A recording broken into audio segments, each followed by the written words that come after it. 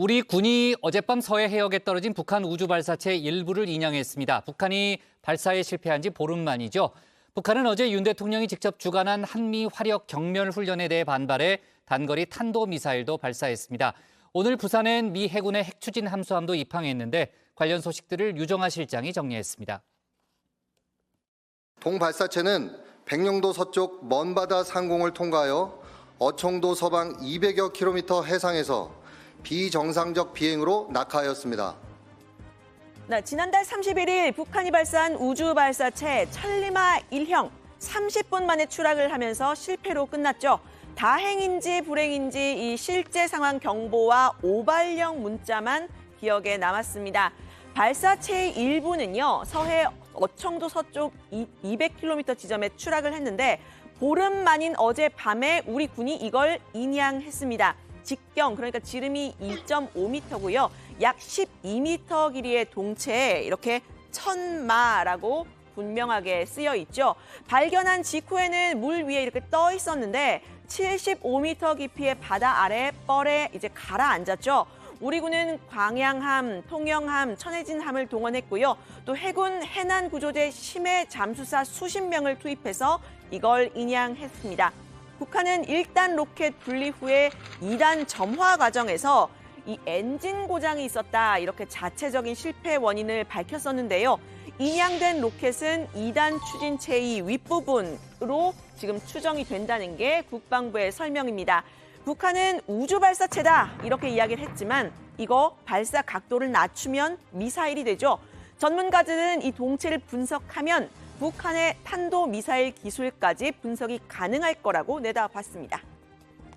엔진 부문뿐만 아니라 산화제나 연료성 부문까지 다 포함되어 있는 거라고 생각이 되고요. 북한의 어떤 전체적인 어떤 그 로켓의 능력을 확인할 수 있고, 한편으로 보면 북한이 갖고 있는 ICBM, 대륙간 탄도미사일의 기술의 능력까지도 좀 어느 정도 확인해 볼 수 있는 어떤 기회가 되지 않을까라고.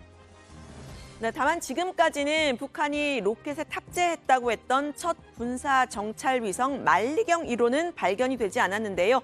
인양된 로켓은 평택 2함대 사령부로 이송이 된 상태입니다.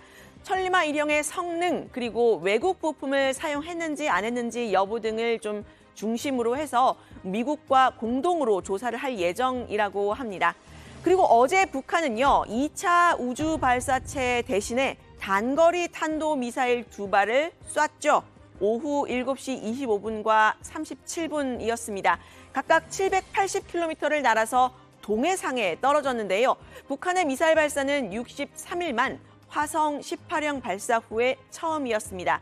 어제 발사는 한미 합동 화력 경멸 훈련에 대한 반발로 풀이가 됐는데요. 특히 어제 같은 경우에는 윤석열 대통령이 직접 훈련을 주관했죠.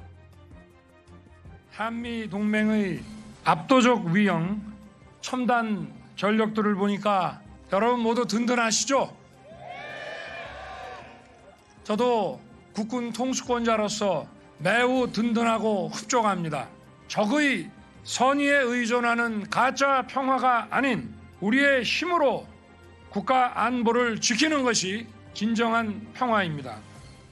네, 북한이 미사일을 또 발사한 어제, 일본에서 한미일 안보실장 회의가 마무리된 날이기도 합니다. 즉각 삼국 안보실장 명의의 공동 규탄 성명이 나왔는데요. 이런 미사일 발사 다수 유엔 안보리 결의의 명백한 위반이다. 그리고 미국은 한국과 일본에 대한 철통 같은 안보 공약을 분명히 재확인한다라는 내용이 담겼습니다. 우리가 연합 합동 화력 경멸 훈련을 할 때부터 북한 측에서 어떠한 조치가 있지 않을까 하는 생각은 하고 있었고요. 우리 군은 거기에 대비해서 만전의 대비 태세를 취하고 있고. 네, 이번 북한 미사일 발사에 대한 일종의 경고 차원의 의미도 있는 듯한데요. 오늘은요, 미 해군의 핵추진 순항 미사일 잠수함 미시건함이 부산 작전기지에 입항을 했습니다. 미시건함은 세계 잠수함 중에 최대 규모라고 하는데요. 사거리 2,500km의 토마호크 순항 미사일 150여 발을 탑재할 수 있다고 합니다. 핵 위협에 대응하는 이 억제력을 확장 제공하기로 한 지난 4월의 워싱턴 선언을 이행한다, 이런 뜻이 담겼는데요. 북한의 도발이 이 한미일 밀착 구도를 실질화하는 그런 계기가 되고 있습니다. 이번 방안은 올해 4월 워싱턴 선언에 담긴 미국 전략자산의 정례적 가시성을 제고한다는 합의사항을 실질적으로 이행하기 위한 것이며 힘에 의한 평화를 구현하고자 하는 한미동맹의 압도적인 능력과 태세를 보여주는 것입니다. 네, 또 이 공교롭게도요. 북한이 63일 만에 미사일을 쏜 바로 어제 남북 정상이 최초로 직접 만났던 6.15 공동선언이 있었던 23주년인 날이었습니다. 오늘은요, 북한이 남북 공동 연락사무소를 폭파한 지 3년째 되는 날인데요. 저도 기억이 생생한 게 제가 이날 직접 민간인 출입 통제선에 인접한 하주 통일대교로 직접 갔었습니다. 한 주민은 꽝꽝 2번 폭발음이 들렸고 폭발음이 들릴 때 창틀이 흔들릴 정도로 강한 진동을 느꼈다고도 했는데요. 폭파 시간이 오후 3시쯤이었기 때문에 당시 수업 중이던 학생과 교직원들은 즉시 철수를 했고요. 오후 4시부터는 실외 활동을 하지 못하도록 군이 지침을 내렸다고도 했습니다. 네, 우리 정부는 이 남북 공동 연락사무소 폭파 3년 만에 447억 규모의 손해배상 청구 소송을 제기를 했는데요. 정부 차원에서 북한의 소송을 제기하는 건 이번이 처음입니다. 통일부 권영세 장관은 우리가 아무 조치도 하지 않는 건 북한의 잘못된 태도를 용인하는 것이다, 이렇게 이야기를 했는데요.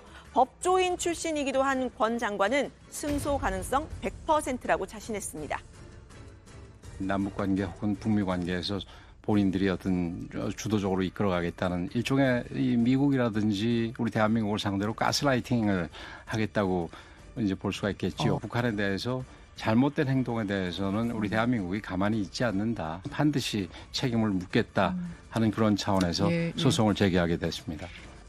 네, 우리나라를 둘러싼 이 외교 정세들 긴박하게 돌아가고 있는데요. 이 권 장관은 대북 관계에서의 중국의 역할도 강조를 했습니다. 관련 소식은 들어가서 더 이야기를 해보고요. 지금부터는 일본 후쿠시마 원전 오염수 방류 문제를 좀 짚어보도록 하겠습니다. 최근 저희 국회 상황실에서 오염수 방류 문제 매일매일 다루고 있습니다. 그만큼 민감한 문제이기 때문인데요. 정부 여당은 국민 안심시키기에 돌입을 했습니다. 김기현 대표는 어제 취임 100일이었죠. 이 지도부 만찬을 했는데 서울 노량진 수산시장에서 했습니다. 수산물 판매 촉진 캠페인 차원이라고 했는데 이 야당이 오염수 방류 위험성을 지나치게 강조한다고 애둘러 비판하기도 했습니다. 현장 직접 보시죠. 이게 한 4kg 돼요. 아, 여름 얼마에 돼요? 그 정도면 한 10만 원 정도 해요. 야, 이거 하나 먹으면 다섯 명 다 먹겠다. 딱 보니 5명짜리. 이거 한 마리 삽시다, 이거. 잘생겼어.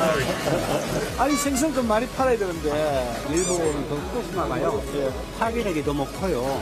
IF 때, 그다음에 저기 코로나 때, 그때보다 더 커요. 좀 이상한 거예요. 방류한 것도 아닌데 뭐 괜히 사람들 아니 뭐 지금 그걸 가지고 왜 이런지 모르겠어요. 저는 영업하시는 분들 장사 저도 한 30년 가까이 됐는데요. 이분이 제일 어려운데 화학 동선은 상인들뿐만 아니고 전체 어민들한테 이거 엄청 타격이 큽니다. 그러니까요. 이게 좀 정치인들이 이게 경찰하게 좀 조용하게 논리적으로 해서 이게 좀 해결을 잘 해줘야 되는데 너무 국민들 선동해가지고 뭐 너도 나도 다 안 먹으려고 그래요. 쓸데없는 공소를 자꾸 해가지고 뭐 아이고 멀쩡한 걸 가지고 자꾸 뭐 나쁜 거라고 사람들이 의식시키고 나쁜 짓이잖아요. 그래서 우리가 생선 많이 먹자고 캠페인을 해봤어요.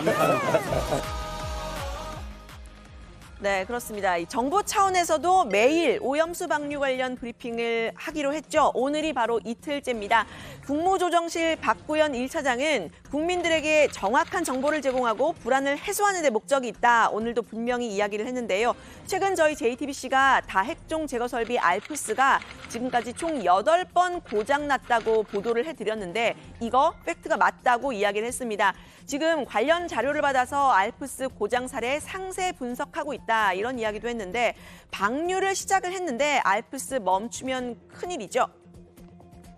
알프스는 후쿠시마 원전 폭발 이후인 2013년 6월부터 지난해 7월까지 모두 8차례 고장이 난 걸로 파악됐습니다.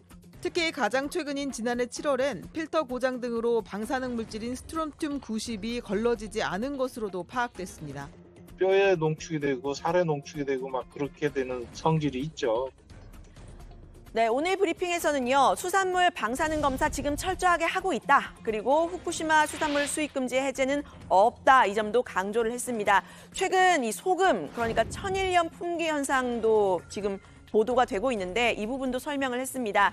최근에 이 기상 여건 때문에 예년보다 생산량이 감소를 했고 이거 곧 회복이 될 거라면서요. 급격하게 사재기 하지 않아도 된다고 했습니다.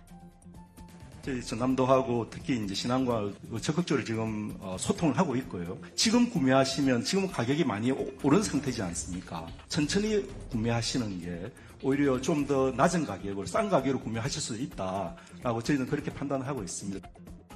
네, 이런 설명들이 국민들의 불안감을 낮출 수 있다면 다행인데요. 민주당은 이 브리핑에 과학적인 검증의 결과는 정작 빠져 있다. 그리고 안심하라 이런 강변만 되풀이되고 있다고 비판을 했습니다. 오히려 지금 국회 차원의 검증 그리고 청문회가 필요하다고 주장을 했는데요.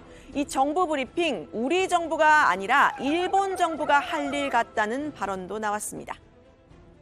도쿄전력과 일본 측 입장을 그대로 국민들에게 되풀이해서 말했습니다. 이런 정부의 설명을 듣고 국민들이 과연 불안과 불신을 거둘 수 있겠는가?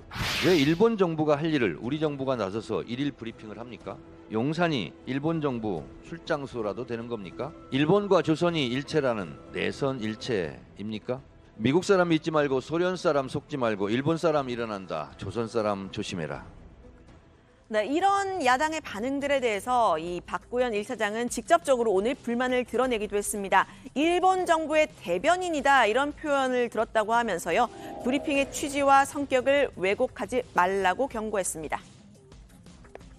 팩트 중심으로 또 과학적 사실 기반으로 설명을 드리기 위해 이런 자료를 준비를 한 건데요. 그럼에도 불구하고 그 취지나 이런 것을 너무 그렇게 왜곡하거나 폄하하시게 되면 너무 사기를 떨어뜨리는 지적일 수도 있고 또 경우에 따라서는 모욕일 수도 있습니다. 그래서 네, 일본의 후쿠시마 원전 오염수 방류 초읽기에 들어섰죠. 정부 여당과 야당의 입장차가 점점 더 극명해지는 모습인데요. 마트에 이 소금 매대가 비어가고 있는 걸 보면 국민들의 불안은 아직까지는 좀 달래지지 않고 있는 듯합니다. 오늘 발제는 이렇게 정리합니다. 천마 새겨진 북한 발사체 인양, 북한 미사일 발사에 미시건함 입항, 노량진에서 생선 많이 먹기 캠페인 벌인 국민의힘.